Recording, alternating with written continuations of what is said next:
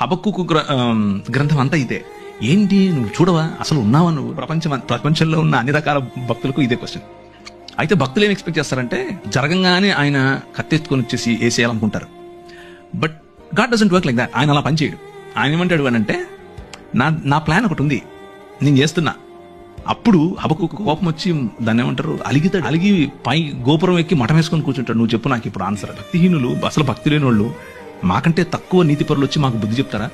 మేము హింసింపబడటం నీకు ఇష్టమా అని అడుగుతాడు. ఈయన ఏంటిది ఇలా చేస్తావా అంటే, దానికి ప్రభు ఏం చెప్తున్నాడు అని అంటే, నువ్వు చూస్తుండు, నేను చేస్తున్నా, నేను ఒక నూతన కార్యం చేస్తున్నా, అది వస్తుంది, అది జరుగుతుంది, you just need to see it. నన్ను క్షమించు, నాకు ఇప్పుడు అర్థమైంది. నువ్వు చేస్తున్నావు పని, యూఆర్ వర్కింగ్ బిహైండ్ ఇట్, కాకపోతే నేను అనుకుంటున్న పద్ధతిలో చేయట్లేదు. నాకు ఇప్పుడే ఇక్కడే ఇలాగే పైనుంచి ఉరుములు పడాలి, కింద భూమి పగిలిపోవాలి అని నేను ఎక్స్పెక్ట్ చేస్తున్నాను. అలా కాదు, you have a different way. ఆ డిఫరెంట్ వేలో నువ్వు పనిచేస్తున్నావు అని గమనించిన తర్వాత హబక్కుకు ఏమంటాడంటే, సాలలో పశువులు లేకపోయినా, అంజూరపు చెట్లు ఫలించకపోయినా యెహోవా యందే నేను ఆనందిస్తాను. నువ్వు ఉన్నావు, నాకు అర్థమైపోయింది, నువ్వు చేస్తున్నావు, నమస్కారం స్వామి, నువ్వే చెయ్యి అని చెప్తున్నాడు.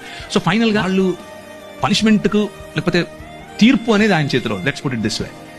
మనం అనుకున్నట్లుగా కాకపోయినా ఆయన తనదైన శైలిలో, తన పద్ధతిలో సమస్తాన్ని నూతన పరుస్తున్నాడు.